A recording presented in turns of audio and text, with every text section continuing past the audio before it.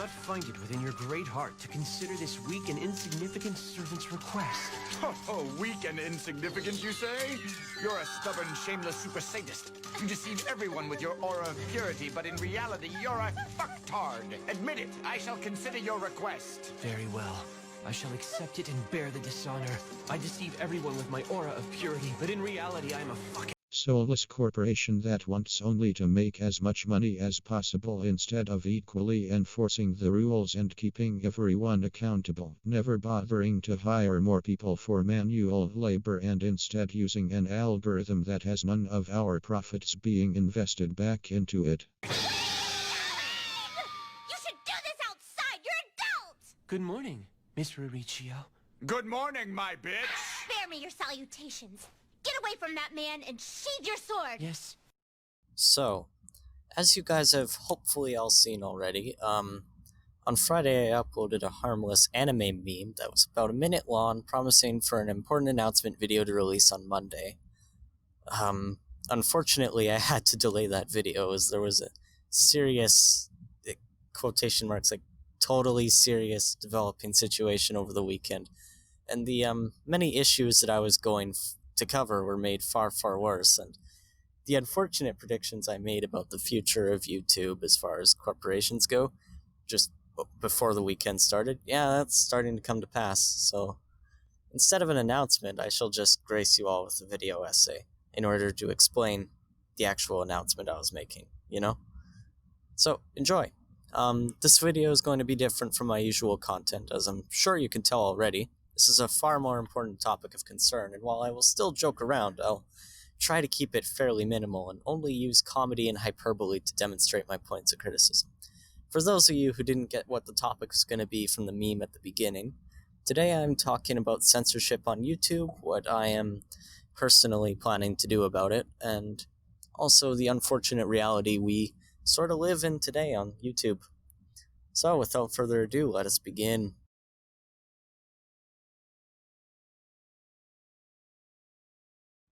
So the first thing I did when researching this was following the money, you know? I looked at how much Google makes from ad revenue every year, and then I looked at how much money they made off of YouTube ads specifically every year, and well, I found out Google makes approximately $30 billion in ad revenue every single year, and 11% of that comes from YouTube. When I did that math, YouTube brings in almost $3.3 billion worth of revenue, as it turns out, which makes their actions towards creators even more unsettling, as they already have more than enough money to throw around if push comes to shove, so I don't know why they needlessly censor. Now first, let's rewind. So, it's 2016.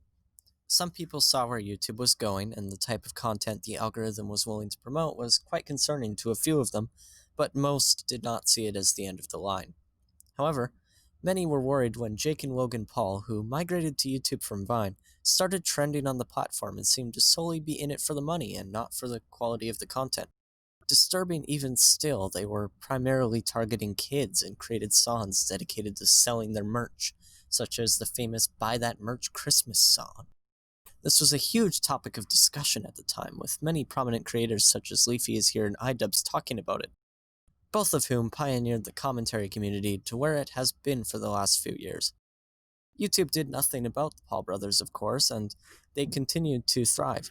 Even after Logan Paul filmed a body on the suicide forest in Japan in 2018 and cracked jokes at the expense of the Japanese and the deceased, he was even cracking jokes that were seen as racist at the expense of the Japanese in the rest of his vlogs during his time in Japan. You are probably thinking, okay, those are jokes, so what? He probably isn't actually racist or anything, and you should know, I 100% agree with you.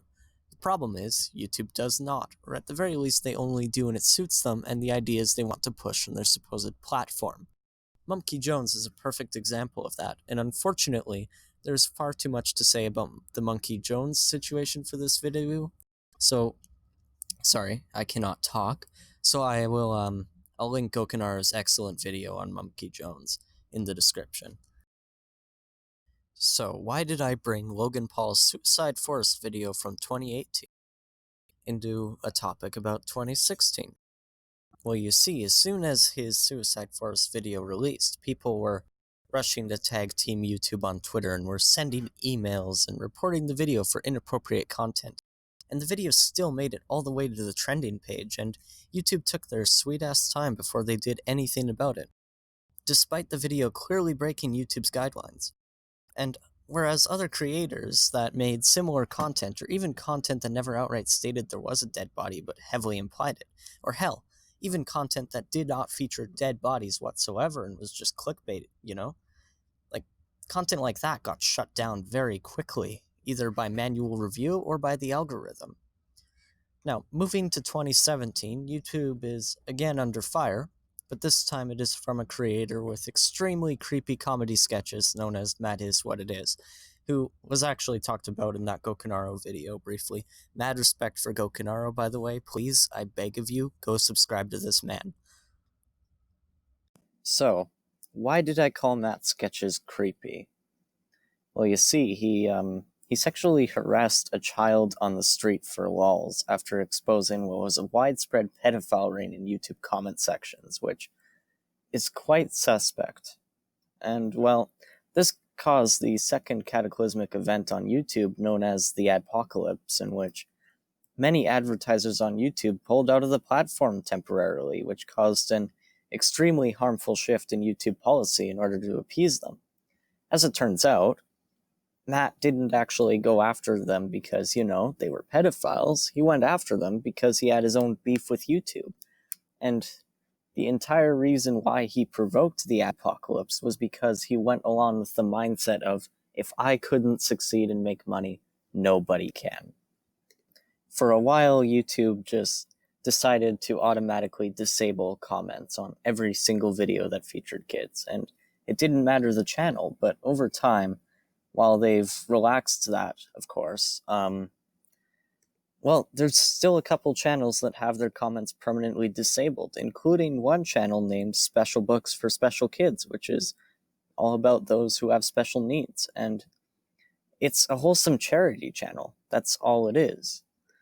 But the comments are still shut down, which is incredibly depressing and unfortunate.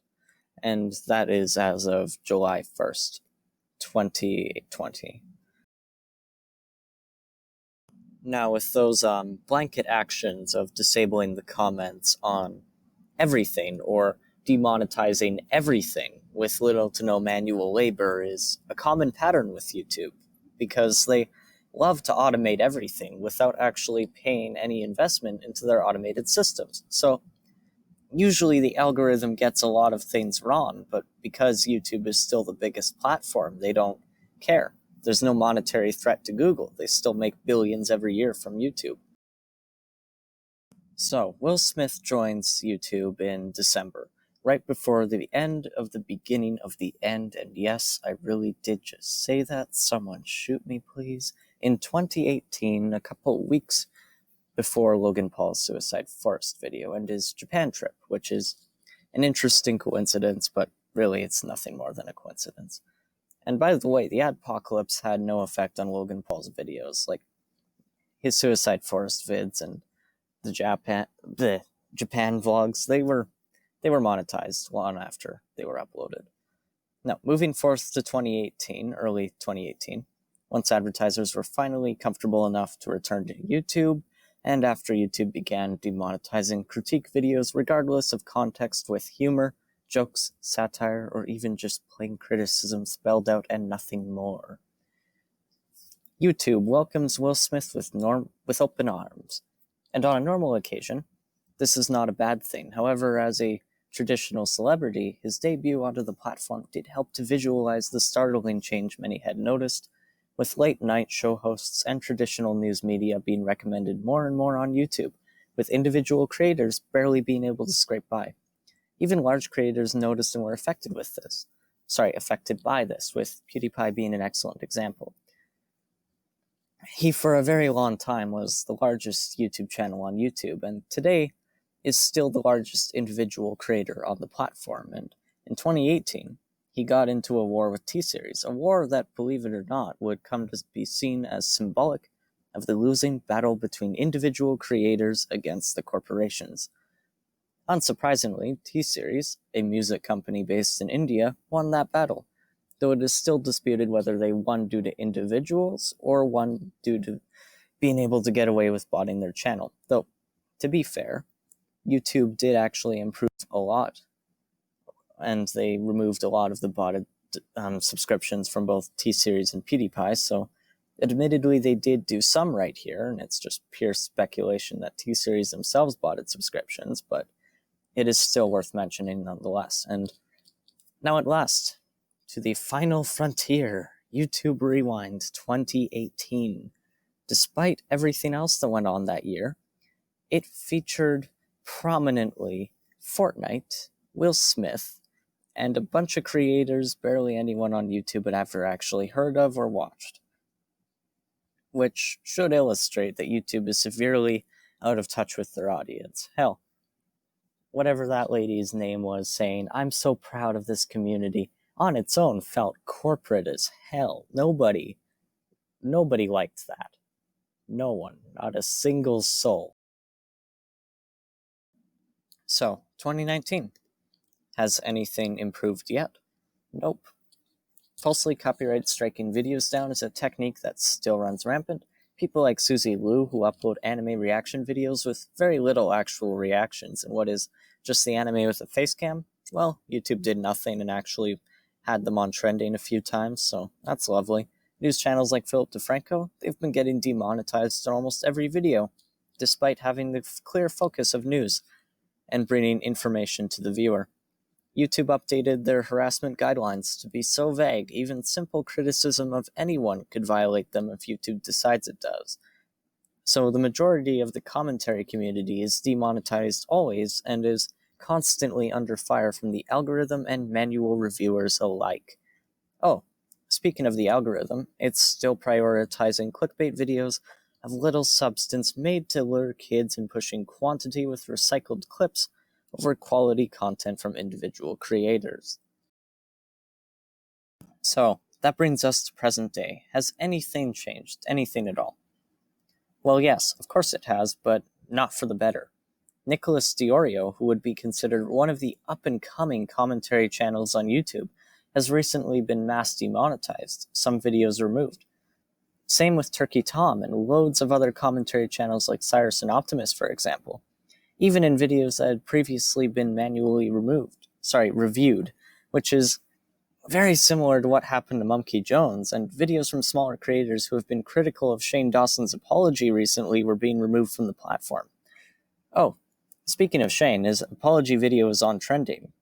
Seriously, it's still listed under recently trending on the YouTube trending page, right next to Jenna Marbles' apology video, except unlike Jenna Marbles, he hasn't improved, and there's loads of evidence to support that conclusion, and he essentially boiled down years of being creepy, predatory, and edgy to having depression and anxiety. Just days after saying a 19-year-old deserved to lose his entire livelihood and have his career ruined because he needed to be served a slice of humble pie. Oh, actually, there's a new update on the whole Shane Dawson situation. YouTube realized they were going to be losing money in this, so they demonetized all Shane Dawson's videos now and all his channels. I don't agree with demonetization and the like in general because that's just censorship in my opinion, and I don't support censorship, but it's still better than having his videos on trending. Also, Tati Westbrook actually made an apology video that sucks so much ass it's astonishing.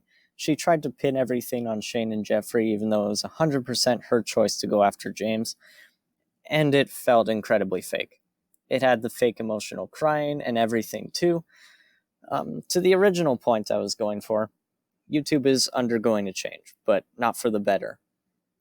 They refuse to use the resources they have acquired to improve how their algorithm works, and instead of promoting content they agree with and putting videos that rebuke what conspiracy theorists claim under suggested videos, they would rather censor content with a generalized brush.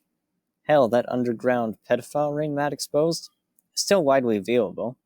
The violence and gore website known as LiveLeak still has a YouTube channel, which is the very first result that pops up despite that glorifying violence and breaking YouTube guidelines. Funny thing, there's actually also literally porn on YouTube, like, what the actual fuck? But commentary? No. Sweet merciful Buddha, no. Commentary, that crosses the fucking line. Critiquing an idea is never okay.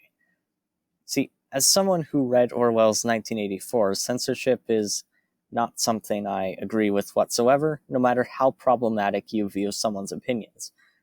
And rewarding your most dishonest creators by putting them on the trending page? No, I cannot stand for that bullshit either. So then, what am I doing about it? I'm going to be uploading my videos to other platforms as well now, not just YouTube, and that's because I see my channel going into the commentary space in the future. I like giving my opinion on things and critiquing ideas, and I don't want to have my videos removed permanently just because. So, for now, I think I'm going to upload all my videos on both Vlare and TV. Oh, and also, don't just expect commentary. I'll be doing tutorial videos for Linux as well for all my fellow nerds out there. So, thank you for listening to me droning on about things you probably care very little about. This has been TCU. Thank you for giving me the time of day, and have a good one. Stay safe in these trying times.